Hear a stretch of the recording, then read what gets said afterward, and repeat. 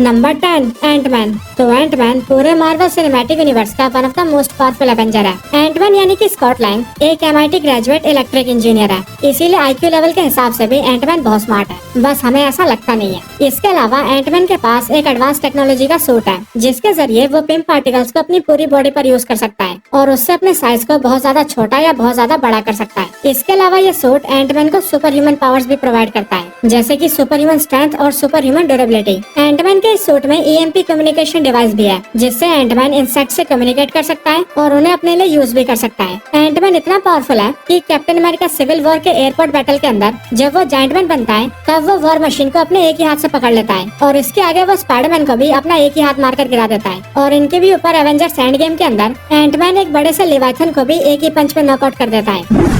Number 9 black panther and Spiderman. तो number 9 की position पर एक नहीं बल्कि दो एवेंजर्स हैं, जो कि है हमारा प्यारा स्पाइडी और वकांडा का राजा ब्लैक पैंथर। स्पाइडरमैन की बात करें तो उसके पास है स्पाइडर पावर्स, जो कि उसे मिली है एक रेडियो एक्टिव स्पाइडर के काटने से। क्योंकि एक बार जब एक रेडियो एक्टिव स्पाइडर पीटर को काट लेता है, तब उसकी बॉडी में कई कमाल की पावर्स आ जाती है और वो एक नॉर्मल ह्यूमन के कंपैरिजन में बहुत ज्यादा स्ट्रॉन्ग, ड्यूरेबल और फास्ट बन जाता है। इसके साथ ही स्पाइडरमैन के पास स्पाइडर सेंस भी है, जो कि उसे हर खतरे के बारे में पहले से अलर्ट कर देती है। और तो और स्पाइडरमैन अपने हाथों से वेब्स को भी शूट कर सकता है और बड़े आराम से बिल्डिंग्स पर भी चढ़ सकता है। MCU में स्पाइडरमैन इतना पावरफुल है कि अपनी पहली फाइट के अंदर ही उसने फैल्कन और विंटर सोल्जर जैसे दो पावरफुल एवेंजर्स को हरा दिया था। स्पाइडरमैन पावरफुल तो बहुत है, लेकिन अभी भी उसके पास एक्सपीरियंस की थोड़ी सी कमी है और लड़ाई का कम एक्सपीरियंस होने की वजह से ही वो इन्फिनिटी वॉर मूवी में कई बार मार्क भी खा चुका है, पहले स्टार लॉर्ड के आगे और फिर थैनोस के आगे। अब स्पाइडरमैन के बाद बात करें ब्लैक पैंथर की, तो वकांडा का राजा ब्लैक पैंथर एक वकांडन वॉरियर है, इसीलिए वो हैंड टू हैंड फाइट्स में बहुत ज्यादा स्किल्ड है।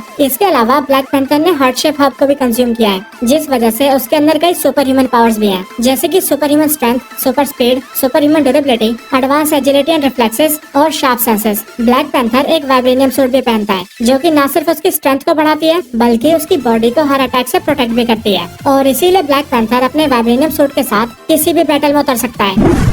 Number 8 vision. तो विजन एक ह्यूमनॉइड है, जो कि सिंथेटिक वाइब्रेनियम से बना है। वाइब्रेनियम मेटल से बना होने की वजह से विजन बहुत ही ज्यादा स्ट्रॉन्ग और ड्यूरेबल है। साथ ही साथ विजन उड़ भी सकता है और किसी भी ऑब्जेक्ट या बीम के आर पार भी जा सकता है। विजन एक कमाल का क्रिएशन है, क्योंकि वो Tony Stark, Bruce Banner, Ultron, Jarvis और माइंड स्टोन के कॉम्बिनेशन से बना है और अपने सर पर लगे हुए माइंड स्टोन की मदद से विजन एनर्जी बीम भी फायर कर सकता है। वैसे विजन अपनी लिमिट्स को पुश करते हुए कितना ज्यादा पावरफुल बन सकता है, ये तो हम सबने मार्वल की व्हाट इफ सीरीज में काफी अच्छे से देख रखा है। पर अगर मैं बात करूँ MCU के विजन की, तो वो विजन इसी पोजीशन पर स्टैंड करता है। Number 7 Hulk. तो मार्वल कॉमिक्स का हल्क बेशक से बहुत पावरफुल हो, लेकिन अगर बात की जाए MCU के हल्क की, तो मार्वल सिनेमैटिक यूनिवर्स के हल्क की हालत कुछ खास अच्छी नहीं है। क्योंकि MCU में हल्क को पहले आयरन मैन ने पीटा, फिर थॉर ने पीटा और फिर उसके बाद तो थैनोस ने भी पीटा। लेकिन इन सब के बावजूद भी हल्क मोस्ट पावरफुल एवेंजर्स की लिस्ट में 7वें नंबर पर आता है। हल्क अभी भी पूरे MCU का one of the strongest character है, जिसने MCU में अब तक कई पावरफुल कैरेक्टर्स को ढेर किया है। और बेशक से प्रोफेसर हल्क बनने के बाद हल्क पहले से थोड़ा कमजोर हुआ हो, लेकिन तब भी हमें ये नहीं भूलना चाहिए कि हल्क वही सुपर हीरो है जिसने इन्फिनिटी स्टोन्स के स्नैप को सरवाइव किया है। Number 6 iron man. तो वैसे तो आयरन मैन के पास कोई भी सुपर पावर्स नहीं है, लेकिन उसके पास इतना हाई लेवल का इंटेलिजेंस है कि अपने इंटेलिजेंस के दम पर वो किसी भी कैरेक्टर को टक्कर देने की काबिलियत रखता है। आयरन मैन इतना जीनियस है कि उसने अपना पहला आर्मर एक गुफा के अंदर ही बना लिया था और उसके बाद से वो अपने आर्मर्स को कंटिन्यूसली अपग्रेड करता है। और आयरन मैन का मार्क 85 आर्मर MCU के अंदर उसका सबसे एडवांस आर्मर है। पूरी इन्फिनिटी वॉर मूवी के अंदर आयरन मैन इकलौता ऐसा कैरेक्टर था जो कि थैनोस से बराबरी की टक्कर लेकर उसका खून निकाल पाया था। और ऐसा उसने तब किया था जब थैनोस के पास 4 इन्फिनिटी स्टोन्स थे। और फिर इसके आगे एवेंजर्स एंड गेम के अंदर आयरन मैन ने सारे इन्फिनिटी स्टोन्स को विल्ड करके स्नैप भी किया था, जो कि एक नॉर्मल ह्यूमन के लिए कर पाना इम्पॉसिबल काम था। और इसलिए आयरन मैन MCU का one of the most powerful Avenger है। Number 5 Captain America. तो कैप्टन स्टीव रॉजर्स यानी कि कैप्टन अमेरिका एक पावरफुल सुपर सोल्जर है, जिन्हें उनकी पावर्स एक सुपर सोल्जर सीरम से मिली है। सुपर सोल्जर सीरम को लेते ही कैप्टन अमेरिका एक नॉर्मल इंसान के कंपैरिजन में बहुत ज्यादा स्ट्रॉन्ग और ड्यूरेबल बन गए थे। और इसके साथ ही कैप्टन के पास एनहेंस्ड सेंसेस भी है और कैप्टन की बॉडी खुद को बेहद ही जल्दी हील भी कर सकती है। कैप्टन अमेरिका के पास एक वाइब्रेनियम शील्ड भी है, जिससे वो हर खतरे से खुद को प्रोटेक्ट करते हैं और जरूरत पड़ने पर उसे यूज करके अटैक भी करते हैं। Captain hand to hand combats के मास्टर है, इसीलिए पूरे मार्वल सिनेमैटिक यूनिवर्स में ऐसा कोई भी नहीं है जो कि कैप्टन को हैंड टू हैंड फाइट्स में हरा सके। लेकिन इन सबके भी ऊपर कैप्टन अमेरिका म्योनिर के लिए भी वर्दी है और इसीलिए वो गॉड ऑफ थंडर की पावर्स को भी समन कर सकते हैं। और कैप्टन का ये फॉर्म कितना पावरफुल है, ये तो हम सबने एवेंजर्स एंड गेम के अंदर अच्छे से देख रखा है। Number 4 captain Marvel. तो कैप्टन मार्वल एक क्री ह्यूमन हाइब्रिड बीइंग है जो कि बहुत ही ज्यादा पावरफुल है। कैप्टन मार्वल को उसकी पावर्स स्पेस स्टोन से मिली है और इन पावर्स ने कैप्टन मार्वल को पूरे कॉस्मोस का one of the most powerful being बना दिया है। कैप्टन मार्वल सुपर ह्यूमनली बहुत स्ट्रॉन्ग है जो कि दमदार अटैक्स करने के साथ साथ फ्लाई भी कर सकती है। पर जब कैप्टन मार्वल अपने बाइनरी फॉर्म में आ जाती है तब तो उसकी पावर्स की कोई लिमिट ही नहीं रह जाती। कैप्टन मार्वल वही एवेंजर है जिसने एवेंजर्स एंड गेम में थैनोस के बड़े से वॉरशिप को अकेले तबाह कर दिया था और फिर उसके आगे जब थैनोस ने उस पर अपने सर से हमला किया था तब उस हमले से वो हिले भी नहीं थी और ये चीज कैप्टन मार्वल की असली ताकत को दर्शाता है। Number 3 Thor. तो गॉड ऑफ थंडर थॉर हम सबका फैन फेवरेट एवेंजर है। थॉर एक एसगार्डियन गॉड है जिस वजह से उसकी ताकत का कोई मुकाबला नहीं है। थॉर इतना स्ट्रॉन्ग है कि वो मेलाकिथ और हल्क जैसे स्ट्रॉन्ग कैरेक्टर्स को हरा चुका है। फायर डीमन सर्टर से फाइट करके उसे भी डिफीट कर चुका है और तो और मौत की देवी हेला का भी सामना कर चुका है। एवेंजर्स इन्फिनिटी वॉर के अंदर थॉर ने एक न्यूट्रॉन स्टार के फुल फोर्स को भी झेला है और जब थॉर को स्टॉर्म ब्रेकर जैसा डेडली वेपन मिला तब तो थॉर और भी ज्यादा खतरनाक बन गया था और स्टॉर्म ब्रेकर का यूज करके उसने थैनोस को भी लगभग मार ही दिया था।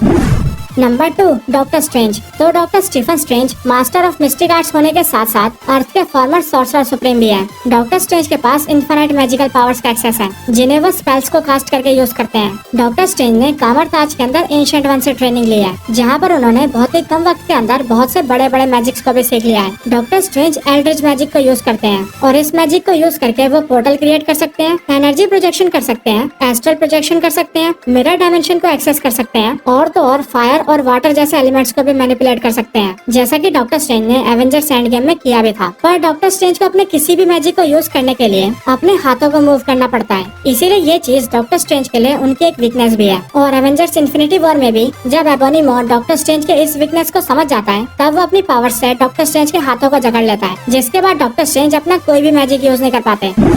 Number 1 Scarlet Witch. तो वांडा मैक्सिमॉफ यानी कि स्कारलेट विच पूरे एमसीयू की सबसे पावरफुल एवेंजर है। स्कारलेट विच एक पावरफुल विच है जिसकी पावर्स तब सामने आती है जब माइंड स्टोन उसकी पावर्स को ट्रिगर कर देता है। Scarlet Witch chaos magic use करती है और अपने केओस मैजिक को यूज करके वो एनर्जी मैनिपुलेशन कर सकती है, टेलीकिनेसिस कर सकती है, टेलीपैथी यूज कर सकती है और फोर्स फील्ड भी जनरेट कर सकती है। इनके अलावा स्कारलेट विच फ्लाई भी कर सकती है और किसी दूसरे के माइंड को मैनिपुलेट करके उसे हेलुसिनेशंस भी दिखा सकती है जैसा कि उसने एवेंजर्स एज ऑफ अल्ट्रॉन में एवेंजर्स के साथ किया था। एवेंजर्स इन्फिनिटी वॉर के बैटल ऑफ वकांडा के अंदर स्कारलेट विच ने उस थैनोस को अपने एक ही हाथ से रोक कर रखा था जिसे सभी एवेंजर्स मिलकर भी नहीं रोक पाए थे। और इसके आगे एवेंजर्स एंड गेम में भी स्कारलेट विच ने थैनोस को ओवर पावर करते हुए उसके उरु मेटल से बने डबल एज स्वॉर्ड को भी तोड़ दिया था। पर अब तो स्कारलेट विच के पास डार्क होल्ड का नॉलेज भी है जिससे कि वो अब डार्क मैजिक को यूज करना भी जानती है और इसीलिए ये सारी चीजें मिलकर स्कारलेट विच को पूरे एमसीयू का सबसे पावरफुल एवेंजर बनाती है।